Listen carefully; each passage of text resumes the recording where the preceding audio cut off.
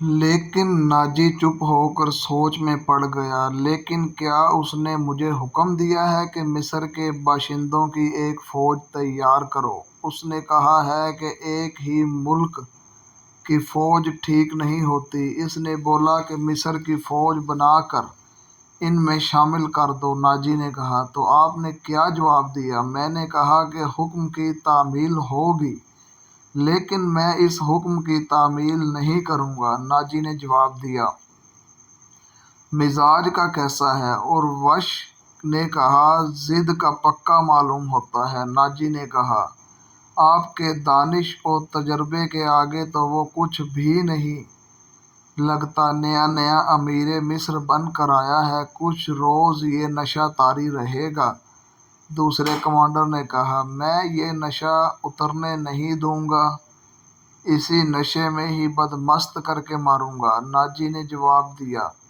بہت دیر تک وہ سلطان کے خلاف باتیں کرتے رہے اور اس مسئلے پر غور کرتے رہے کہ اگر سلطان نے ناجی کی بے تاج بادشاہی کے لیے خطرہ پیدا کر دیا تو وہ کیا کریں گے۔ ادھر سلطان اپنے نائب کو سامنے بٹھائے یہ بات ذہن نشین کرا رہا تھا کہ وہ یہاں حکومت کرنے نہیں آیا اور نہ ہی کسی کو حکومت کرنے دے گا۔ اس نے انہیں کہا کہ اس کو جنگی طاقت کی ضرورت ہے، اور اس نے یہ بھی کہا کہ اس کو یہاں کا فوجی ڈھانچہ بالکل پسند نہیں آیا۔ 50,000 باڈی گارڈز سوڈانی ہیں۔ ہمیں ملک کے ہر باشندے کو یہ حق دینا چاہیے کہ وہ ہماری فوج میں آئیں، اپنے جوہر دکھائیں اور مال غنیمت میں اپنا حصہ وصول کریں۔ یہاں کے عوام کا معیار زندگی اسی طرح بلند ہو سکتا ہے۔ میں نے ناجی کو کہہ دیا ہے کہ وہ عام بھرتی شروع کر دے۔ کیا آپ کو یقین ہے کہ وہ آپ کے حکم کی تعمیل کرے گا؟ ایک ناظم نے اس سے پوچھا، کیا وہ حکم کی تعمیل سے گریز کرے گا؟ وہ حکم کی تعمیل سے گریز کر سکتا ہے، وہ حکم کی تعمیل نہیں اپنی منواتا ہے، فوجی امور اس کے سپرد ہیں۔ ناظم نے جواب دیا۔